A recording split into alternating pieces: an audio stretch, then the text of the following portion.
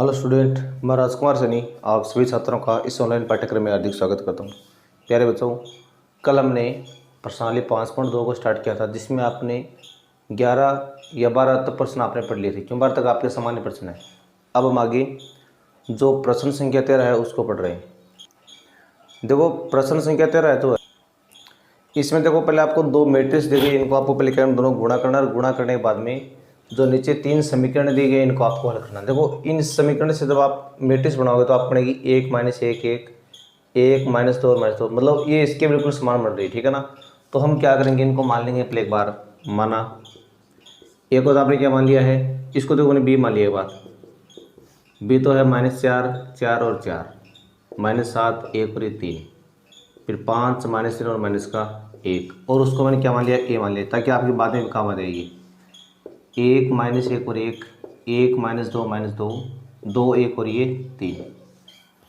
सबसे पहला काम क्या करना है, इन दोनों को आपको गुणनफल प्राप्त करना है। तो देखिए, हम यहाँ पर पहले इन दोनों को गुणा कराएंगे, तो यानी आपको बी ए प्राप्त करना है पहले। तो बी ए प्राप्त करने का मतलब मैट्रिक्स जो बी है -4 4 -7 1 3 5 -3 -1, इसको गुणा करना है किसके साथ है, ए के साथ करना है, यानी 1 -1 और 1 1 -2 -2 2 1 और ये 3। तो देखो, गुणा करने का तरीका क्या रहेगा आपका।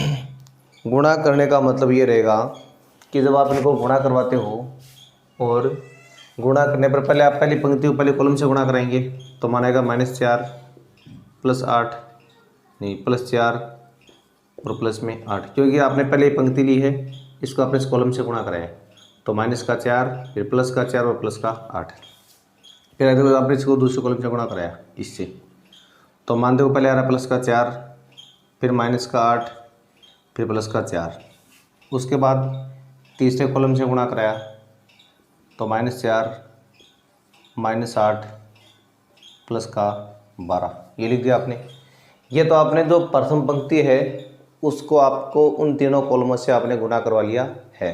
अब देखो आगे, अब द्वितीय पंक्ति आपको काम लेनी है। यहाँ पर पहले कॉलम से गुणा कराया -7 फिर +1 और +6, सेकंड से गुणा कराया 7 -2 और +3, उसके बाद में -7 -2 और +9। फिर आप देखो, ये पंक्ति नंबर 3 कामिल हो गई है, जो आ जाएगा मेरे पास 5 -3 और -2, उसके बाद में -5 फिर +6 और -1, उसके बाद थर्ड कॉलम से गुणा करने पर आएगा 5 +6 और -3। यानी जब आपने दोनों मैट्रिक्स को आपस में गुणा कराया तो आपके पास ये नई सिचुएशन आपको प्राप्त हो गई है। अब देखो, इसको आप कैसे लिख दोगे। अब देखिए, ये मैट्रिक्स आपकी इस तरह से बन जाएगी, यानी ये 4 4 कट रहा है, यहाँ पर 8 आ गया केवल मात्र, यहाँ +8 और -8 क्या हो गया, 0 हो गया, यहाँ पर -12 +12 क्या हो गया, 0 हो गया, फिर +7 -7 0, यहाँ पर +10 और -2 तो +8 आ गया, फिर वो वापस 0 आ रहा है, ये 0 आ रहा है, ये 0 आ रहा है, और यहाँ पर 11 -3 यानी 8 आ जाएगा फिर से। तो आपने बी ए के बराबर क्या लिख दिया है, ये आपको एक 8 के विकर्ण के रूप में आपको एक मैट्रिक्स प्राप्त हो गई है। अब देखो, इस मैट्रिक्स को आप क्या ले सकते हो, सब में से आप 8 बार कॉमन निकालें तो क्या बनेगा आपका 1 0 0 0 1 0 0 0 और 1। ऐसे भी आप इस मैट्रिक्स को लिख सकते हो, क्योंकि 0 के साथ तो क्या होता है, प्रतिशत संख्या आपकी गुणा में होती है ही। अब इन सब का मतलब देखो, मेरे पास क्या देखा कि जो बी ए है उसका मान मेरे पास क्या आ गया, 8 है के बिल्कुल बराबर आ गया है। इसका प्रयोग हम कब करेंगे, बाद में करेंगे। फिलहाल आप इसको एक बार क्या करेंगे, यहाँ तक इसको लिख के छोड़ देंगे। अब देखो, हम इसकी बात बाद में करेंगे। अब आपको आगे क्या लेना है, अब आगे आपको इसमें मतलब इन दोनों, ये तो 3 समीकरण हैं, इन समीकरणों को आपको क्या करना है, हल करना है। तो देखिए, इन समीकरणों को हल करोगे तो इनको हल करने के लिए आपको यहाँ पर बाद में जो ए आएगा, यानी आपके पास ये शर्त आएगी ax = b की शर्त बनेगी। तो ए तो पहले आपने मान रखा है, फिर जब आप इसमें x का मान निकालोगे तो यहाँ पर आपको a नोट्स का मान भी चाहिए करना। तो हमें यहाँ पर क्या निकालना पड़ेगा, इस a नोट्स का जो मान है वो आपको निकालना पड़ेगा। तो देखो, a नोट्स हम इसी से निकालेंगे, समीकरण से। तो इसके दोनों पक्षों को आप क्या करोगे, दोनों पक्षों को आप ए नोट से गुणा करा दोगे तो इधर मेरे पास देखो क्या है, बी ए है, ये ए नोट से गुणा हो रहा है, और यहाँ पर जो 8 आई है वो भी ए नोट से गुणा हो रहा है। अभी तो बन गया बी आई, क्योंकि जब आप किसी मैट्रिक्स को उसके ए नोट से गुणा करेंगे तो क्या आएगा, उसका मान आई आएगा, तो वहाँ पर आपने दे दिया आई। और देखो जब आप आई को किसी भी मैट्रिक्स से गुणा करते हो तो उसका आई हट जाता है वहाँ पर, यानी 8 ए नोट्स आ गया ये। अब बी के साथ जो आई उसको आप छोड़ सकते हो, तो बी बराबर आ गया मेरे पास 8 ए इनवर्स, 1/8 बी मैट्रिक्स में अब क्या आ रहा है, ए इनवर्स आ रहा है। तो मतलब जो ए इनवर्स है वो आपने कितना प्राप्त कर लिया है, 1/8 तो ही पहले से। अब मैट्रिक्स बी का मान जो शुरुआत लिया गया वो आ तो आपस कितना, -4 + 4 और ये 4, फिर -7 1 और ये 3, फिर 5 -3 और ये -1। ये आपने अभी क्या प्राप्त कर लिया, जो ए इनवर्स है वो आपने प्राप्त कर लिया है। अब देखिए जो दिए गए समस्या हमारे पास क्या है, दिए गए समीकरण आपके पास ये आ रही है, यानी वो मेरे पास है x - y और +z = 4, फिर x - 2y और माइनस में 2z = 9, फिर है 2x + y प्लस में 3z = 1। अब देखिए इनको पहले आप तुलना करेंगे किससे, ax = b से तुलना करने पर, क्योंकि आपने a मान लिया तो आप यहाँ पर a मान सकते हो, इसको कोई दिक्कत नहीं है। तो मैट्रिक्स आपकी a वापस वही बनी जो आपने शुरुआत में मानी हुई, इन वही बनने वाली है आपकी 1 -1 1, फिर मेरे पास आ रहा है कितना, यानी 1 -2 -2, फिर आ रहा है 2 1 और ये 3, मतलब बिल्कुल ये उसके समान ही बनने वाली, ठीक है, जो आपने यहाँ पर मानी था ना ये उसके समान बन रही है। और जो आपका x है वो एक कॉलम मैट्रिक्स बन रहा है x y z की फॉर्म में, और जो b मैट्रिक्स है, सॉरी इसको आप देखो b नहीं मानते, इसको आप मानना पड़ेगा, आपको c मानना पड़ेगा, क्योंकि b तो आपने एक अलग मान लिया शुरुआत में, तो यहाँ पर आप इसको मानेंगे x = c मानेंगे। अब जो c का मान है मेरे पास क्या आएगा, 4 9 1, क्योंकि जब तक समान मैट्रिक्स नहीं है तब तक आप उसको अलग से नहीं मान सकते, वो आपको थोड़ी उसमें डिफरेंट माननी पड़ेगी।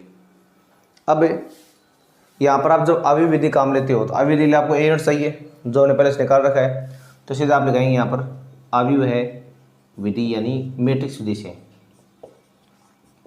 इसमें आपको देखो दोनों तरफ क्या करना पड़ता है, ए नोट से गुणा करना पड़ता है, तो ए नोट × ax बराबर आ रहा है ए नोट × c आ रहा है, तो फिर ix बराबर आ गया मेरे पास कितना, ए नोट × c, आपने यहाँ तो लिख दिया। अब आई को आप छोड़ सकते हैं, तो x बराबर मेरे पास आ रहा है ए नोट × c। एक बार आपने इसको यहाँ तक ले दिया ना, एक बार आप इसको यहाँ तक नोट कर लो। अब उसके बाद देखिए हम इसको आगे हल करते हैं, नोट कर लिया ना। तो देखो जैसे आप इसको आगे हल करोगे तो यहाँ इधर तो मेरे पास x आ रहा है, x का मतलब क्या है, वैसे x y z है, ठीक है ना, ये तो इधर यहाँ पर सेम, इधर आ रहा है ए नोट × c आ रहा, तो ए नोट का मान मेरे पास ये आया था। अब चाहो तो आप 8 को अंदर भी लिख दोगे, नहीं लिखो तो कोई बात नहीं। चलो अगर आप गलती से बचना तो आप इसको ऐसा करो, अंदर लिख दो, यानी -4/8, फिर 4/8, फिर 4/8, -7/8, 1/8 और 3/8, फिर आ रहा है 5/8, -3/8 और -1/8। और साथ में आपको क्या लेना है, c से इसको गुणा करना, तो c का मान मेरे पास कितना है, c का मान है 4 9 1 है, 4 9 और ये 1, ठीक है ना।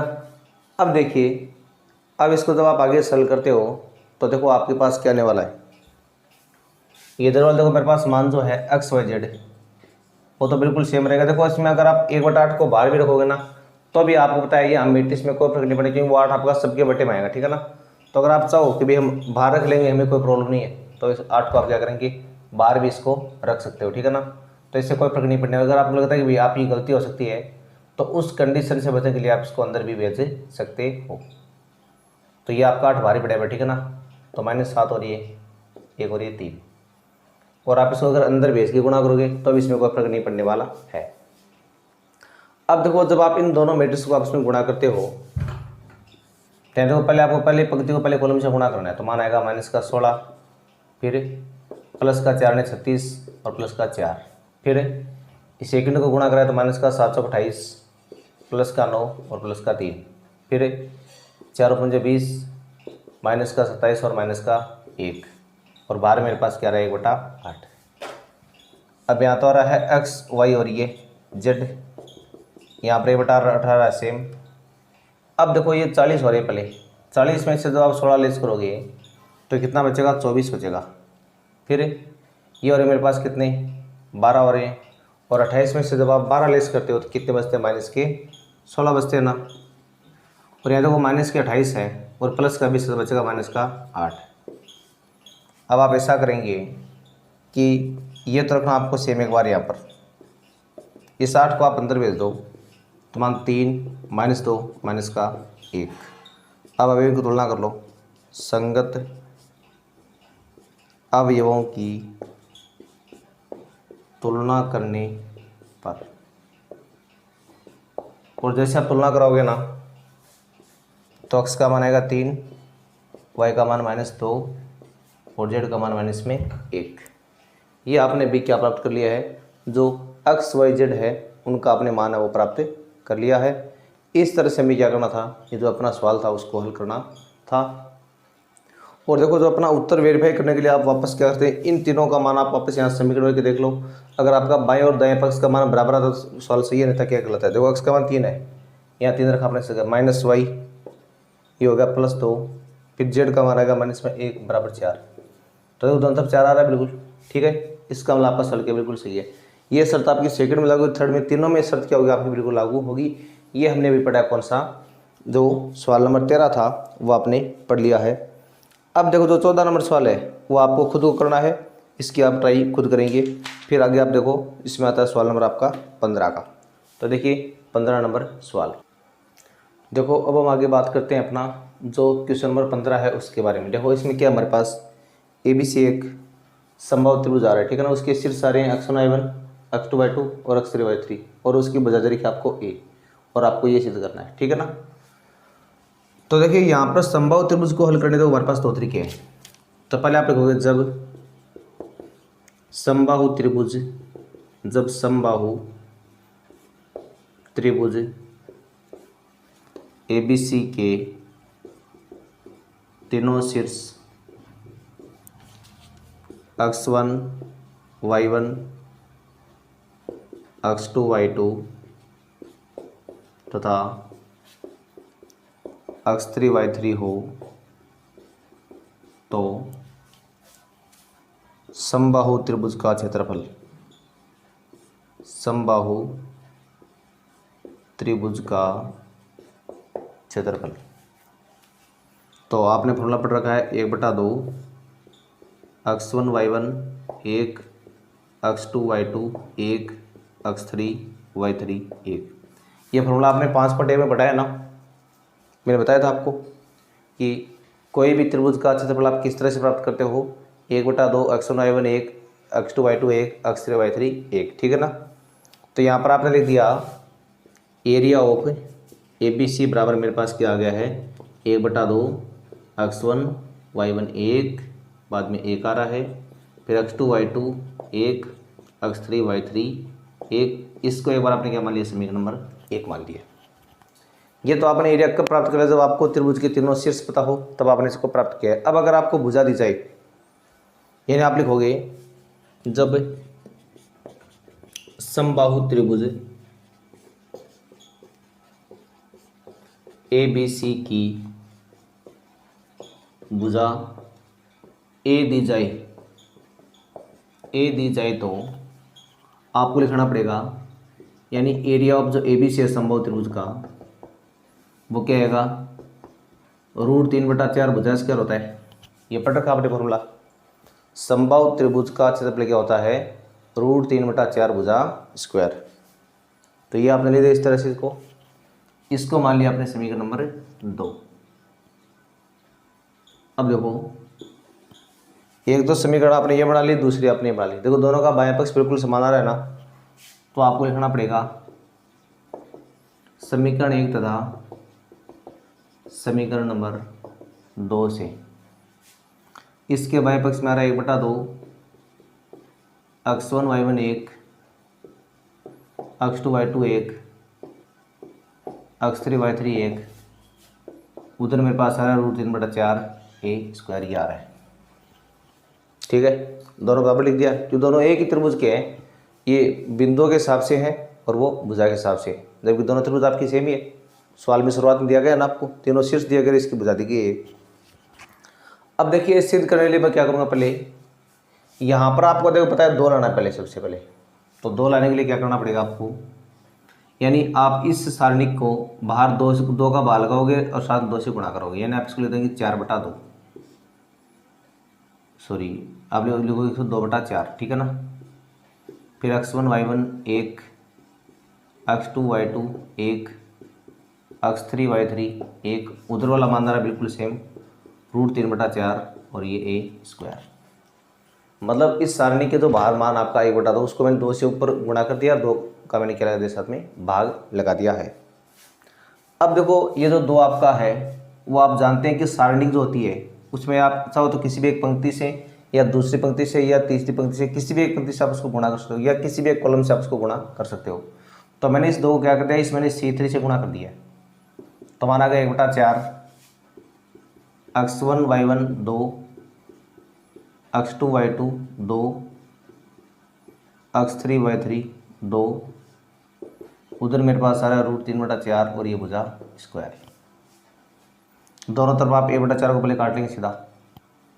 अब मेरे पास आ रहा है x1 y1 2, x2 y2 2, x3 y3 2, उधर मेरे पास आ रहा है √3a²। आपने इसको यहाँ तक लिख दिया है। अब देखिए उत्तर में आपको और क्या प्राप्त करना है। उत्तर में आपको इसमें प्राप्त करना है कि इधर आपका मान क्या आएगा, जो यहाँ पर सॉरी ये 3 है, ठीक है ना, 3 लिखा हुआ, ये 2 नहीं, यहाँ पर 3 आपको सिद्ध करना है, ठीक है ना। ये 2 नहीं लिखा, ये क्या लिखा हुआ है, 3 लिखा हुआ है, 3 तो उधर को आपको 3 लाना है ना, तो मैं यहाँ पर क्या करूँगा, दोनों पक्षों का मैं वर्ग कर दूंगा, यानी दोनों पक्षों का वर्ग करने पर, तो ऐसा करने से इधर क्या आ गया, सारणी का हो गया वर्ग 2, x2 y2 2, x3 y3 2, इस पूरे का होल स्क्वायर, उधर मेरे पास आ रहा है 3a⁴ और इसमें आपको यही सिद्ध करना था। तो ये आपने भी क्या पढ़ लिया है, जो सवाल नंबर 15 था वो आपने इस तरह से कंप्लीट कर लिया है। बाकी आपको अगर 5.2 में किसी भी प्रश्न में समस्या आती है तो आप मेरे को उससे अवगत करा सकते हो। अब हम आगे जो अपनी विविध प्रश्नमाला 5 है उसको स्टार्ट कर रहे हैं। तो देखिए विविध प्रश्नमाला 5, देखो विविध प्रश्नमाला में आपको विशेष रूप से केवल उन्हीं प्रश्नों को बताऊंगा जो थोड़े से आपके क्या हो, डिफरेंट प्रकार के हों। तो देखो उन्हीं प्रश्नों की अगर हम बात करें तो सबसे पहले हम शुरुआत वाले प्रश्न की बात करते हैं। तो देखो कैसे करना है इसको।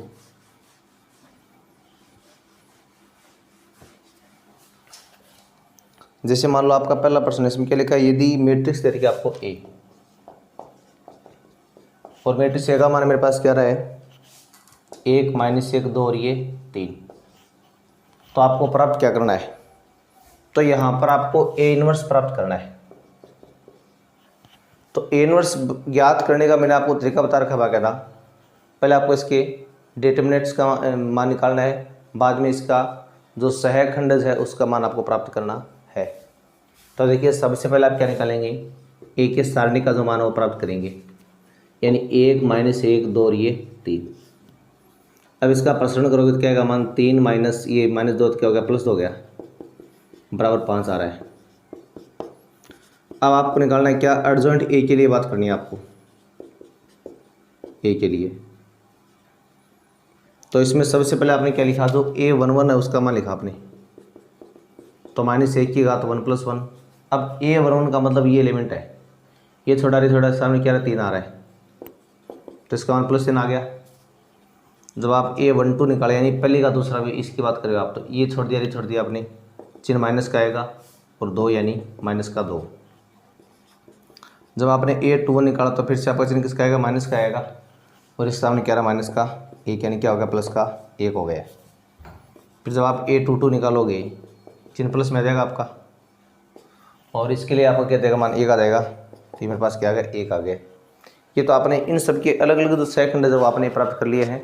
अब जो एडजॉइंट ए है वो कैसे बनेगा, देखिए जो एडजॉइंट ए होता है उसका मतलब क्या होता है, इन सभी का आपको ट्रांसपोज लेना है पहले। तो मेरे पास एडजॉइंट ए का मान भी आ जाएगा। तो देखो ट्रांसपोज निकाल लेना आपको, 3 - 2 1 और 1, इसका आप ट्रांसपोज लेंगे। तो जब आप इसका ट्रांसपोज लेंगे तो आपके पास क्या आ जाएगा, 3 - 2 1 और 1। ये तो आपने एडजॉइंट जो ए है वो आपने प्राप्त कर लिया है। अब देखो एडजॉइंट ए प्राप्त करने के बाद में आपको तो वास्तव में क्या निकालना था, आपको तो इसका इन्वर्स निकालना था ना। तो अब लिखोगे आप ए इन्वर्स बराबर होता है ए का डिटरमिनेंट्स डॉट एडजॉइंट ए होता है। तो यहाँ पर मेरे पास मान आ रहा है 5, फिर 3 1 -2 और ये 1। अब चाहो तो आप इसको अंदर भेज सकते हो। तो मान हो गया 3/5 1/5 -2/5 और 1/5। तो इस तरह से आपने जो मैट्रिक्स ए थी उसका आपने इन्वर्स है वो आपने प्राप्त कर लिया है। तो ये हमने अभी क्या पढ़ा है, 5.2 का जो पहला सवाल है वो हमने पढ़ा है। इसी तरह से आप देखो देख सकते हैं कि जो इसके और अन्य सवाल है उन सवालों की अगर हम बात करें तो उसमें देखो आप, जैसे 2 का सवाल आपका है, देखो तो प्रश्न संख्या 2 है, उसको देख लो कि आप उसको खुद कर सकते हो या नहीं कर सकते हो आप उसको। तो देखिए जो प्रश्न के 2 में भी आपको क्या निकालना है, इनवर्स निकालना है, 3/3 की फॉर्म में आराम से निकालोगे आप। और तीसरे सवाल में देखो क्या दे रखा आपको, ये एक अव्युत्क्रमणीय मैट्रिक्स दे रखी है। तो इसका मान आप क्या मान लेंगे, इसके बराबर 0 मान लेंगे और सरल करके आप क्या निकालेंगे, x का मान वो प्राप्त कर लेंगे। फिर देखो 4 में आपको इनको क्रैमर नियम से हल करना है, तो आराम से आप इनको क्रैमर नियम से हल कर लोगे। 5 के में भी आपको क्या करना है, क्रैमर नियम के द्वारा इनको सिद्ध करना है कि इनकंसिस्टेंट है, ठीक है ना। तो वो आप दिखा दोगे इसमें। फिर 6ठा सवाल है वो एक बार आप सारे बोर्ड पर देख लो। 30 प्रश्न में आपको क्या करना है, यानी 5 तक आपको सारे खुद को करने हैं। और जो प्रश्न संख्या 6 है उसको देखो, उसमें क्या करना आपको। देखो 6 नंबर में मेरे पास ये आ रहा है, यानी आपको एक मैट्रिक्स ए है वो ज्ञात करनी है जो 2/2 की रहेगी। और यहाँ पर आ रहा है 1 - 2 और 1 और ये 4। उत्तर मेरे पास क्या है, 6 0 और 0 और ये 6। तो आपको यहाँ पर प्राप्त क्या करना है, मैट्रिक्स जो ए है उसका मान आपको प्राप्त करना है। तो देखिए इस प्रश्न को हल करने के लिए हम यहाँ पर देखो आपके पास दोनों रूप से आप स्वतंत्र हो। आप इसमें 3 के प्रश्नावली का नियम भी लगा सकते हो, इसमें आप 5 के प्रश्नावली का नियम भी लगा सकते हो। तो 3 के प्रश्नावली के नियम से क्या करना होता आपको, मैट्रिक्स ए है उसकी आपको पहले कोटि माननी पड़ेगी क्या बनेगी इसकी, तो 2/2 इसकी कोटि बनेगी। जब इसकी 2/2 कोटि बनेगी तो फिर आप ए को क्या मान लेंगे, ABCD मान लेंगे आप ऐसे, यानी ए को क्या मानेंगे आप ऐसे बनेंगे आप ABCD। इनको गुणा कराएंगे और गुणा करा के दोनों तरफ आपको क्या करनी है, इनकी कंपेयरिंग करनी है। और कंपेयरिंग करके आप क्या निकालेंगे, ABCD का मान, तो वो क्या देगा आपके पास मैट्रिक्स ए आ जाएगी।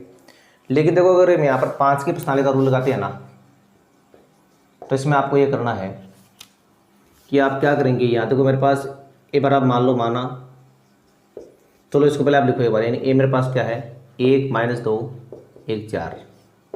उधर आपने 6 बार कॉमन लिया तो क्या बचेगा 1 0 0 और ये 1 बचेगा। तो ए इंटू मेरे पास क्या रहा है 1 - 2 1 4, उधर मेरे पास आ रहा है 6 बन गया ना। अब पहले आप मान लो माना मैट्रिक्स बी मेरे पास क्या है 1 - 2 1 और ये 4, इसको मैंने बार मैट्रिक्स बी मान लिया है। अब देखो जब आपको ए निकालना है तो आप उधर मतलब बी इनवर्स को हटाने के लिए आप उस साइड में आपको गुणा करना पड़ेगा ना। तो सबसे पहले आपको यहाँ क्या निकालना पड़ेगा, आपको बी इनवर्स है वो आपको प्राप्त करना है। तो इसके लिए आप बी का पहले सारणी निकालेंगे, 1 - 2 1 और ये 4। तो मान आ गया 4 माइनस ये माइनस हो तो क्या हो गया +2। तो बी के सारणी का मान मेरे पास क्या रहा है 6 आ रहा है। फिर देखो आपको एडजॉइंट बी के लिए क्या करना है, एडजॉइंट बी के लिए आपको इन सारे अवयवों के क्या निकालने हैं, आपको सहखंड जो है वो आपको प्राप्त करने हैं। तो देखिए सहखंड हम कैसे प्राप्त करेंगे, सबसे पहले आप इनको लिखोगे A11 मान लो इनको, चाहे आप चाहो तो आप दो इनको बी से भी देखो लिख सकते हो। जैसे B11 मेरे पास कितना आएगा, या फिर अगर आपको लगे भी जैसे ए ओ है तो आप इसको देखो एफ से भी देखो इनको दिखा सकते हो, ठीक है ना। दोनों तरह मैंने आपको कैपिटल ए या एफ दोनों में से किसी से भी। और भी आपको अगर ये लगे भी मेरे तो ए से लिखना तो आप इसको ए से लिख दो, तो इसका चिन्ह आएगा प्लस में, इस सामने क्या आ रहा है 4 आ रहा है तो हमारा आएगा +4। फिर जब आप A12 निकाले चिन्ह आएगा माइनस में, क्या आ रहा +1 यानी माइनस का 1 हो गया। फिर A21 का मतलब चिन्ह आएगा माइनस में, -2 यानी +2 आ गया। उसके बाद में जो बचेगा आपका कौन सा A22 बचेगा। अब देखो A22 का मान कितना आएगा, यहाँ A22 का मतलब हो गया मेरे पास चिन्ह प्लस में आएगा, इसके सामने क्या आ जाए पर 1 लिखा है ना तो आप लिख दो 1, तो इसका मान आएगा मेरे पास 1 आ गया। अब जो आपका एडजॉइंट बी है वो कितना बनने वाला है, इन सब का मान आप ऐसे क्रम से लिख दो। तो देखिए जब आप इन सब का मान ऐसे क्रम से लिखोगे तो देखो आपके पास कितना आ जाएगा, यहाँ पर लिखा आपने 4 -1 2 सॉरी फिर 2 और 1, इसका लेना आपको क्या ट्रांसपोज लेना है। जब आप इसका ट्रांसपोज लोगे तो देखो आपको कितना प्राप्त हो जाएगा, इसका मान है यानी जो आपका मान है ये आ जाएगा कितना 4 -1 2 और ये 1। ये आपने जो एडजॉइंट बी है उसका मान आपने प्राप्त कर लिया है। जब आपने एडजॉइंट बी प्राप्त कर लिया तो आप बी इनवर्स है वो भी आराम से निकालोगे, जो होता है 1/b का डेट मीन्स एडजॉइंट बी होता है। तो इसका मान मेरे पास कितना आया था, इसका मान देखो आपके पास 6 था ना, तो अगर आप 1/6 फिर इसका मान है 4 2 -1 और ये 1। अब देखो जो बी इनवर्स आपके पास कितना आ गया, चाहो तो आप इसको देखो अंदर भेज सकते हो और नए भेजो तो भी इसमें कोई आपको दिक्कत नहीं है, मतलब इसको आप इतना भी देखो छोड़ सकते हो। मैंने बोला इसको बाहर रखने मतलब कोई फर्क नहीं पड़ेगा, चाहे इसको आप अंदर गुणा करो इसको आप बाहर छोड़ो, इसमें कोई फर्क नहीं पड़ने वाला है। अब देखो पुनः लिखना आपको, पुनः प्रश्नानुसार। देखो प्रश्न के अनुसार आपको क्या दिया गया था, ये आपकी मैट्रिक्स बी थी ना, तो मेरे पास ए बी आया था कितना 6i आया था। अब यहाँ पर आपको ए निकालना है तो आप क्या करते हो बी इनवर्स से आप उधर उस साइड में गुणा करें, ठीक है ना, यानी ए बी इनवर्स इधर भी 6i बी इनवर्स। अब ये तो बनेगा आपका ai, उधर मेरे पास क्या आ गया है 6b इनवर्स, क्योंकि i का कोई महत्व नहीं है, गुणा में आप इसको छोड़ सकते हो। अब a बराबर मेरे पास क्या आ गया 6b इनवर्स आ गया। अब जो a है उसका मान आ गया 6 गुणा, अब जो b इनवर्स का मान कितना है, इसका मान है 1/6 4 2 -1 और ये 1। अब देखिए इसको सरल करोगे तो दोनों कट रहे हैं आपस में, ये बराबर आ गया मेरे पास 4 2 -1 और ये 1। तो ये आपने क्या प्राप्त कर ली है, जो मैट्रिक्स ए है उसका मान आपने इस तरह से प्राप्त कर लिया है।